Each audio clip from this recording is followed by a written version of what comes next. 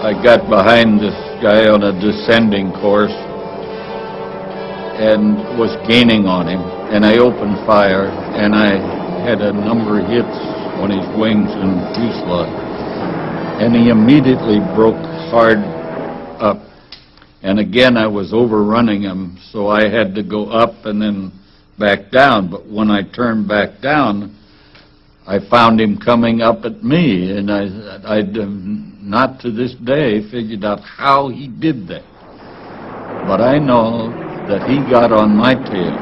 The 109 has a 20-millimeter cannon that fires right through the hub of the propeller. And I went into a Luftberry circle. That's as tight a circle as you can turn. And he was directly behind me, so that my only view of him was to look straight back like this and every time I looked, that 20-millimeter cannon was blinking. And I've got nothing but a thin plexiglass cover over my head.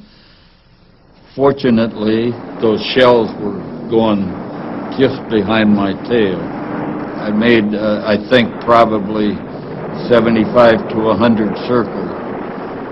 But whether it was the Mustang that much better than the 109, or whether I was that much better than him, or a combination of both, I was gaining on him. And he finally rolled over and headed straight down, and I decided to let him get away. And he got away, and so did I. I hit him, he didn't hit me, but we had a 10-minute individual battle. We were out on a search and destroy mission. I found 6 German trucks on the road. Went in strafing and set 4 of them on fire on the first pass and pulled up. I had not seen any return fire, so I went back to get the other 2. And when I went back the second time, I find myself going across a open field with 100 German soldiers on their knees with rifles firing at us. And probably they came from the trucks we'd burned. And P51 will not take a lot of punishment. If you lose your coolant, you're done. So, and I lost my coolant. I got up to 8,000 feet, and the coolant temperature hit the red peg, and there was no way. I began to lose power. Started calling for Mayday for a fix. I pulled the red handle and the canopy flew off just like they told me it would. I started to jump, and I had my shoulder straps laying on my shoulder. Pulled me back. I picked up the microphone and said goodbye. Undid the shoulder strap, made another jump. I hit the end of the radio cord. Couldn't get back, drop back in. As long as I was back, I said goodbye. Unplugged the radio, made a third attempt, and got my head out. I'm going 100 miles an hour, 105 maybe, and the wind caught my goggles and pulled them out about a foot from my head. I pulled my head back, and they snapped back, and I dropped back down in the seat. So I plugged the radio in and said goodbye, took the helmet off, and fourth try I got out.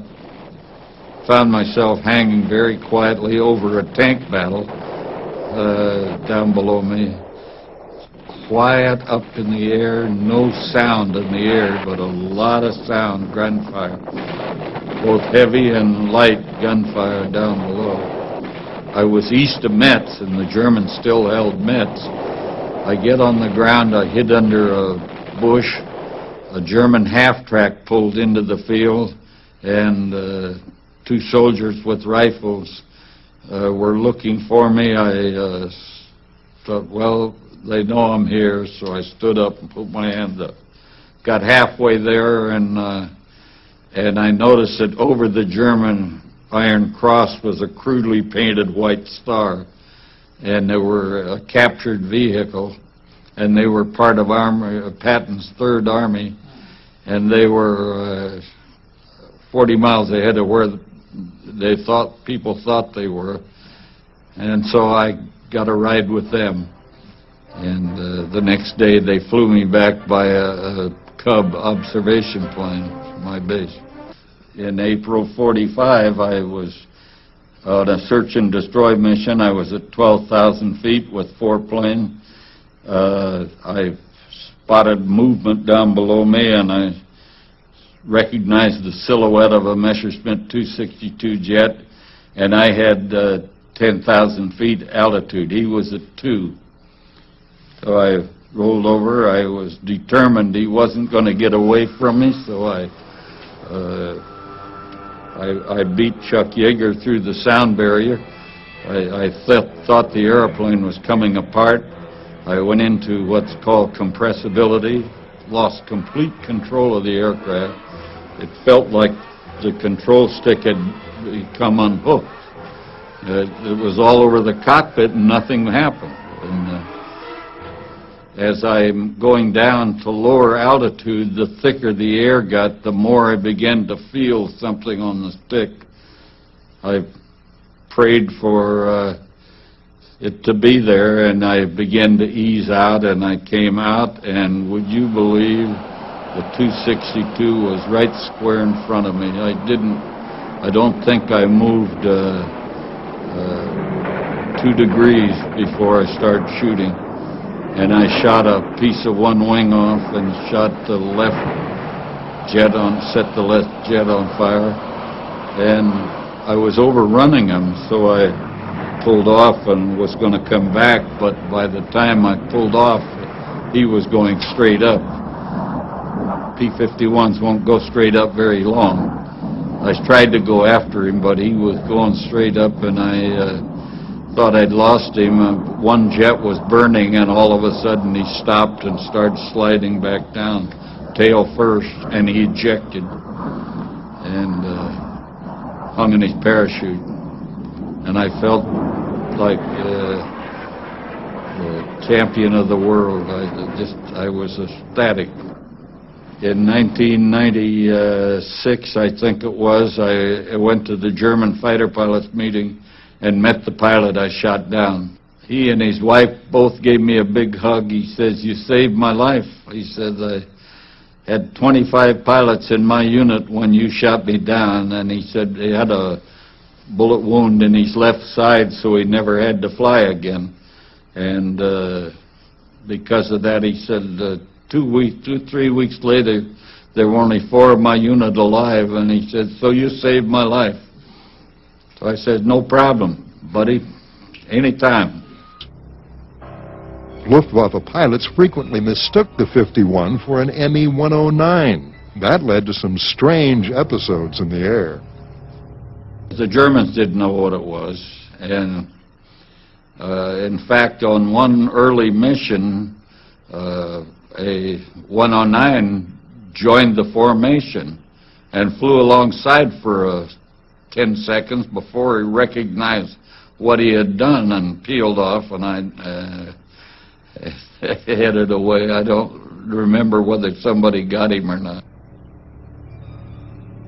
Indeed, the P-51 resembled the Me-109's profile so closely that even American aviators were fooled on occasion. P-47s coming in had thought they had 2 109s, and so they, picking me off, they shot my canopy off. It was gone. My plane did a snap roll, was involuntary, and so I'm still alive, so I did a spin. I went into a spin. I did a recovery and pulled out, and here came the P-47s again, and I rocked my wing frantically, and this guy pulls up alongside of me and goes, "Oh!" and takes off and leaves me there.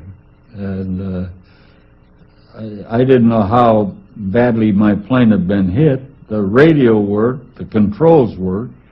I came back, and the plane had almost 100 holes in it. Some entry, some leaving, but it was like a sieve.